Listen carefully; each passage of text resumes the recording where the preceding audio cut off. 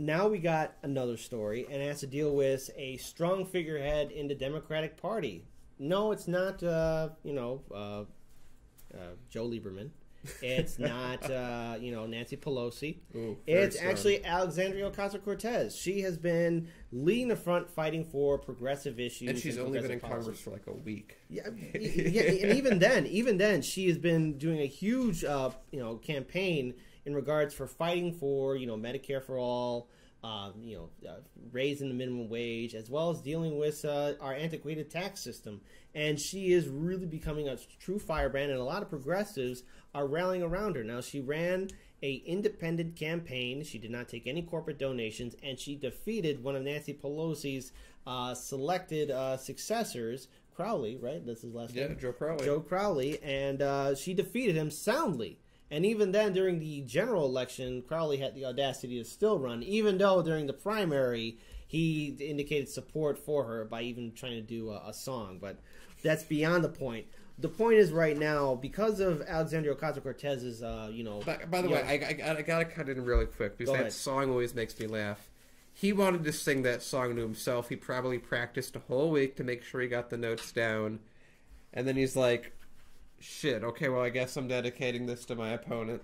But go ahead. Yeah, but here's a situation that Representative Alexandria Ocasio-Cortez has to deal with right now.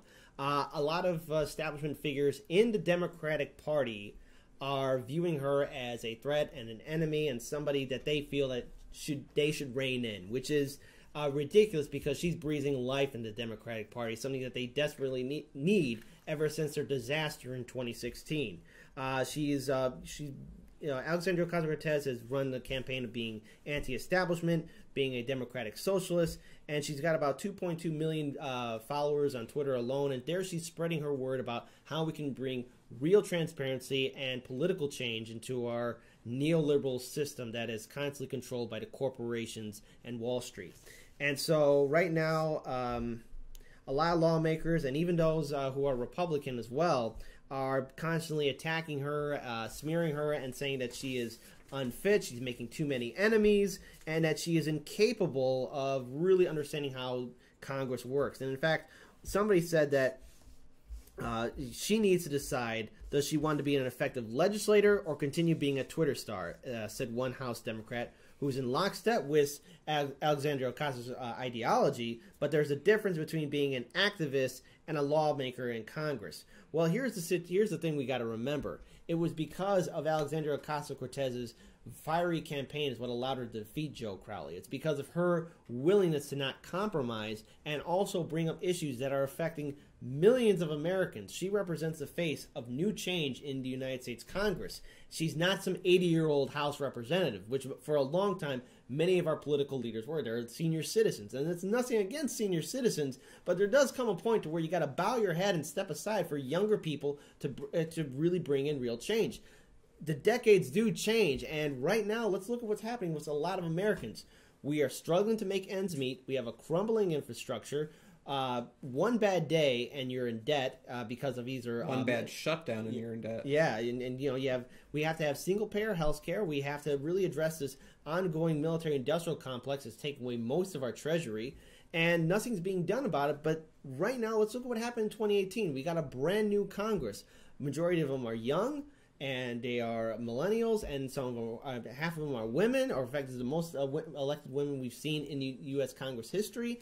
And AOC has been the face of leading the change. But I find it interesting that the Democratic establishment is still trying to rein her in and tell her that she can't do this, that she's making too many enemies, when in fact, your job as a lawmaker is to really bring in policy. Your job as a lawmaker is to challenge the system. Your job as a lawmaker is to really represent the people that voted for you. And the people who voted for Alexandria Ocasio-Cortez wanted change. They didn't want to go for the establishment pick, Joe Crowley. They went for AOC, and she is doing what they asked her to do. She is representing them and also staying true to her entire campaign, which is something refreshing. We don't see that much in Congress. We don't see that from the neoliberal establishment on both sides.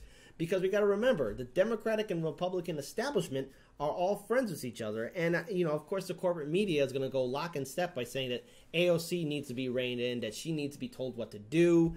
And, everyone's ignoring the bigger picture. And the bigger picture is this.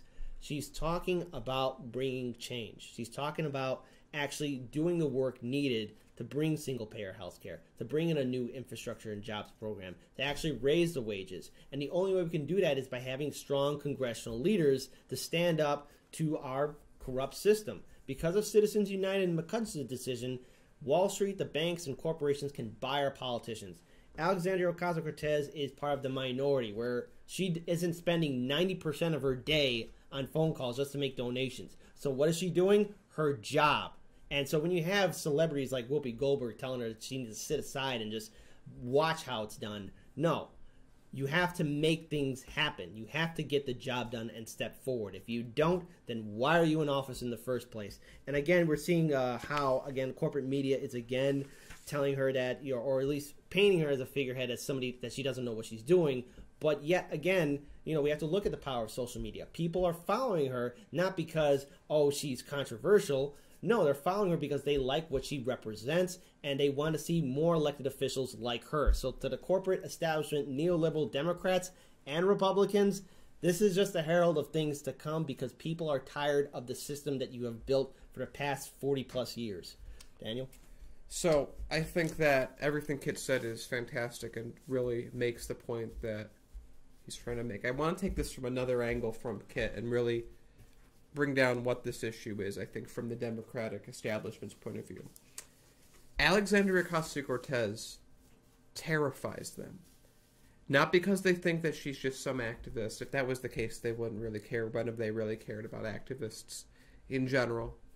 It's not because she's some little upstart going into Congress, or that she's young, or that she's a woman, or that she's not white. It's that she is doing things in a way that may force change, and they may not be able to say no. As much as people talk about many different things about politics, politics is all about power and who gets to organize that power. And people think that the Democratic Party, even though it's a private organization, has this ability to stop whatever change that comes in. That's not the case. That's not physics. The Earth can try and stop a small asteroid that hits the surface. It can do damage. It can wipe out the dinosaurs. But the Earth can't do a lot if it gets hit with Jupiter. That's what this represents. Alexandria Ocasio-Cortez, okay, let's pull back from her for a second. The establishment Democrats have run a key structure system, a political system of patronage, of big key investments where, we need to get money from Wall Street. We need to get money from this industry, this industry, this industry, so that Nancy Pelosi's case, because as she said herself, she's a fantastic fundraiser, which I don't disagree with. She's a smart person, and she's amazing at raising millions of dollars so that she can go to other Democrats and say, hey, you want to win this election, you're going to owe me, but I'll pay you for your win. And then they win, and then they have to do whatever Nancy Pelosi says. The reason Alexandria Ocasio-Cortez is such a threat is that she makes that entire patronage system, that entire business system, irrelevant. Mm-hmm. Because what she represents is she goes door to door, she wears out a number of walking shoes doing so, gets grassroots people, ties her issues to both what she believes, but also is a person who what she believes is what other people also believe. So she goes, runs this campaign, no one takes her seriously, and we know that in most campaigns, 95% of the time, whoever has the most money wins. So if you can make a race that 95% of the time isn't relevant, maybe it's only 60% of the time, if you spend $10 million, you can now have someone who only spends $500,000, and they can beat you with small dollar donations. But the specific thing with AOC and why this is such a big threat, why they're so threatened by her is, who does she owe her allegiance to? Doesn't owe it to the Democratic Party. They all backed Crowley. She doesn't owe them a damn thing. She doesn't owe Nancy Pelosi see a damn thing. She didn't get any support from her when she was running.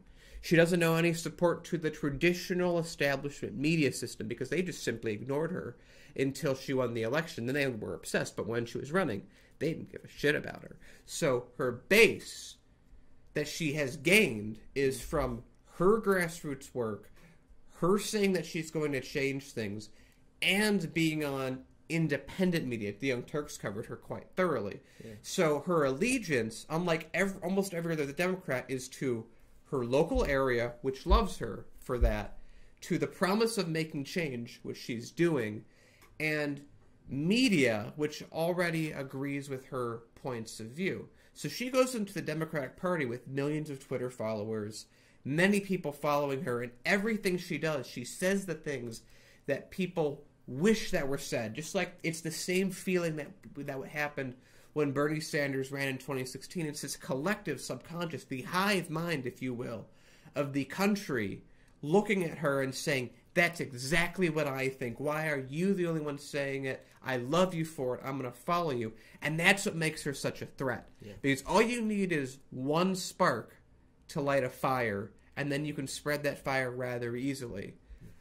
And we saw from 2016 with Sanders running, he lit a spark, and now she's carrying that same flame. In fact, if we look at it, the reason why we have this new Congress is because Bernie Sanders inspired this new Congress to these new elected officials to run for office. And let's look at the failure that these elected officials, or at least with the establishment, is attacking AOC. You have Democrats and Republicans attacking her on just even a simple dance video that she did in college. And it wasn't even anything scandalous about it, but they're willing to attack her. And even you have dinosaurs like Joe Lieberman say that she is not the face of the Democratic Party. She is the face of the Democratic Party. She is the new face of things to come because people are tired of neoliberalism. They're tired of struggling to make ends meet in this country. And so long as you have somebody like Alexandria Ocasio-Cortez, who is free from corporate donations, who is free from doing anything that Wall Street wants her to do, she will continue to keep on pushing forward. But you can expect that the establishment Democrats and Republicans and the corporate media to continue to attack her. But it's up to us and independent media to know the truth and to really understand the issues impacting this country. So for AOC, keep on fighting the good fight. It's quite clear that you represent real change in this country, and hopefully in 2020 we get more candidates like you and essentially come into office. So it's a story we're going to follow through with, and don't be surprised by seeing other progressive candidates being attacked by corporate media as well. But AOC is on point, and she's not backing down. Yeah.